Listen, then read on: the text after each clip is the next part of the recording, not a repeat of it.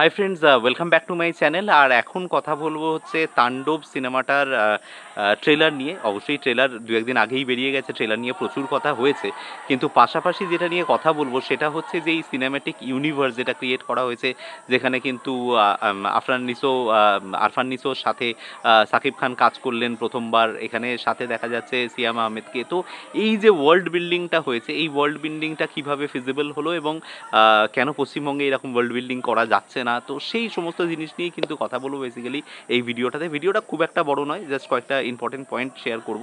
একটা হচ্ছে ট্রেলার। তো ট্রেলার অসাধারণ লেগেছে, এই ব্যাপারে কোনো সন্দেহ নেই। বাংলাদেশের কাজকর্ম যে স্কেল আপ করছে প্রত্যেকটা ছবিতে, যে এটা উপরের দিকে যাচ্ছে সে ব্যাপারে সন্দেহ নেই। কারণ আমি যখনই আমি বড়বাদের যখন আমি রিভিউ করছিলাম, আমি তখনই বলেছি যে টেকনিক্যাল সাইড থেকে ছবিগুলো কিন্তু অনেক উন্নত মানের হচ্ছে, ছবিতে অনেক বেশি বাজেট ইনভলভ হচ্ছে, যে কারণে ছবির কিন্তু কোয়ালিটি বেড়েছে। এবং এই ট্রেলারটা দেখার পরে কিন্তু সেই জিনিসটাই আরও একবার পরিষ্কার হলো যে এখানে কিন্তু সেই যে ছবির কোয়ালিটি, সেটা সাউন্ড বলো, সেটার বিজিএম বলো, বা সেটার মানে ওভারঅল সিনেমাটোগ্রাফি বলো বা কালার বলো, সমস্ত জায়গা থেকে কিন্তু অনেক অ্যাডভান্সমেন্ট হয়েছে। এই কথা অস্বীকার করার জায়গা নেই।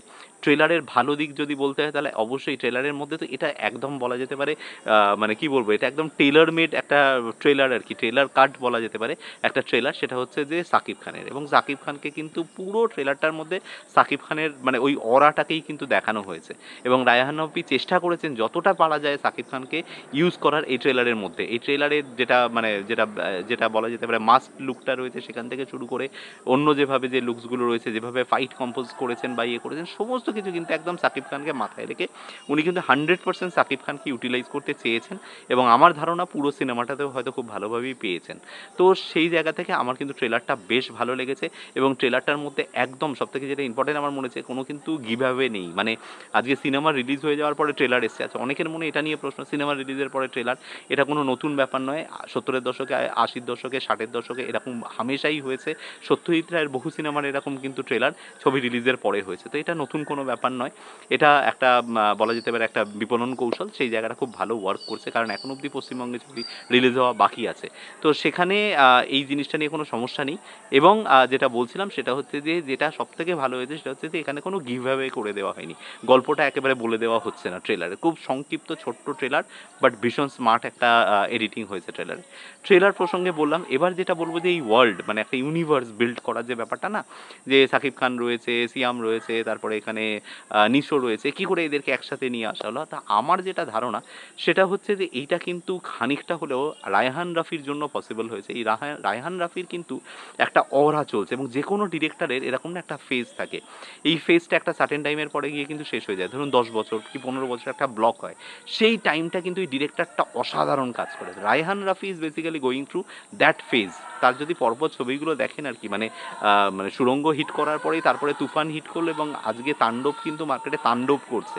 তো এই রকম যা ট্র্যাক রেকর্ড, সে যখন একটা স্টারকে অ্যাপ্রোচ করে, আজকে ভাবুন নিশো কিন্তু চলচ্চিত্রে ছিলেন না, তিনি কিন্তু বেসিক্যালি নাটকের লোক। তো সেই নিশোকে কিন্তু নিয়ে এলেন চলচ্চিত্রে প্রথম ফর দি ফার্স্ট টাইম, এবং এমন একটা ক্যারেক্টার দিলেন সেখানে কিন্তু মানে সুড়ঙ্গে মানে অসাধারণ একটা ছবি। আমার সুড়ঙ্গ পার্সোনালি ভীষণ পছন্দের একটা ছবি। এবং তারপরে তিনি সাকিব খানকে এমন একটা বলা যেতে পারে যে তুফানে এমন একটা তাকে স্কেল আপ করলেন, ইন্ডাস্ট্রিকে এমন একটা স্কেল আপ করলেন, সাকিব খান এরকম একটা ম্যাসিভ হিট দিল। তো সেই জায়গাটাও কিন্তু একটা সাকিব খানের সাথে তার একটা অদ্ভুত সম্পর্ক তৈরি হয়েছে। এবং এই জিনিসগুলোই কিন্তু কাজে লাগে একটা ডিরেক্টরসের যে ওরা না, সেই অরাটাই খানিকটা হলেও এই সমস্ত স্টারদেরকে একসাথে আনতে, তাদেরকে বোঝাতে সাহায্য করে যে আরও কত আমরা একসাথে বড় করতে পারি। তো এই ইউনিভার্সটা এবং রায়হান রাফির উপরে আমার যেটুকু ধারণা, এই আরফান নিসোর কথাই বলি বা আমি ইয়ের কথাই বলি, আমাদের সাকিব খানের কথা বলি, বোথ আর ভেরি মাচ মানে dependent in the sense rely করেন ভীষণভাবে, এবং সেটারই কিন্তু ফসল। আজকে ওয়েস্ট বেঙ্গলে এই জিনিসটা কেন তৈরি হচ্ছে না, একটা তো ডেফিনেটলি একটা তো মানে বিজনেস কন্ট্রাডিক্ট তো রয়েইছে, সেটা আপনারা জানেন খুব ভালো করে, যে everybody is running their own মানে বলা যেতে পারে প্রোডাকশন হাউস। তো স্টেক কে কতটা নেবে, যে কিন্তু স্টিল এটা থাকা সত্ত্বেও তো আজকে বলিউডেও তো এটা আছে। সালমান খানের নিজস্ব একটা কোম্পানি রয়েছে, শাহরুখ খানের রয়েছে, বাট তারা ব্যাক টু ব্যাক ক্যামিও করে যাচ্ছেন। তো এই জিনিসগুলো হচ্ছে, আমার মনে হয় যেটা সেটা হচ্ছে যে এই ডিরেক্টরের ইনভলভমেন্ট, যেটা রায়হান রাফির ক্ষেত্রে আমি বলছি যেটা খুব বেশিভাবে কাজ করেছে, সেই রকম কিন্তু মানে বর্তমানে এরকম স্টেক কন্টিনিউয়াস হিট দিচ্ছেন এরকম দু একজন ছাড়া কিন্তু আমি কাউকেই দেখতে পাচ্ছি না। আমি শিবপ্রসাদ মুখোপাধ্যায়, নন্দিতার কথা বলতে পারি, তারা ব্যাক টু ব্যাক ছবি হিট দিচ্ছেন। এর বাইরে সৃজিত মুখার্জির কিন্তু খানিকটা এখন বলা যেতে পারে তার ওই যে অরাটা, যেটা 2010 থেকে 2020-র মধ্যে ছিল, সেটা খানিকটা ডাইলিউটেড ডিস্ট্রিবিউটেড হয়েছে। কৌশিক গাঙ্গুলি ছবি হিট দেন, কৌশিক গাঙ্গুলি ভালো মানের ছবি বানান, কিন্তু তিনি কখনোই স্টার নির্ভর ছবি তৈরি করেন না, তাই সেখানে এরকম ইউনিভার্স ক্রিয়েট হওয়ার চান্সেসটা কম। তো এখন যেটা রয়েছে সেটা হচ্ছে যে খানিকটা বলা যেতে পারে শিবপ্রসাদ নন্দিতা, কিন্তু শিবপ্রসাদ নন্দিতার যে ধরনের ছবি তারা তৈরি করেন, যদিও তারা আলাদা ছবি বানাচ্ছেন, কিন্তু তাদেরও একটা নির্দিষ্ট একটা গণ্ডি আছে, একটা জায়গার মধ্যে এক ধরনের কাজ নিয়ে তারা কাজ করেন। তো সেই কারণে হয়তো তৈরি হচ্ছে না, বাট এটা সময়ের অপেক্ষা। প্রত্যেকে যখন মানে নিড অফ দি আওয়ারটা বুঝতে পারবে না যে এই ওয়ার্ল্ড বিল্ডিংটা কতটা important, I am quite sure পশ্চিমবঙ্গেও এই ধরনের কিন্তু ওয়ার্ল্ড তৈরি হবে, এই ধরনের ইউনিভার্স কিন্তু ক্রিয়েট হবে।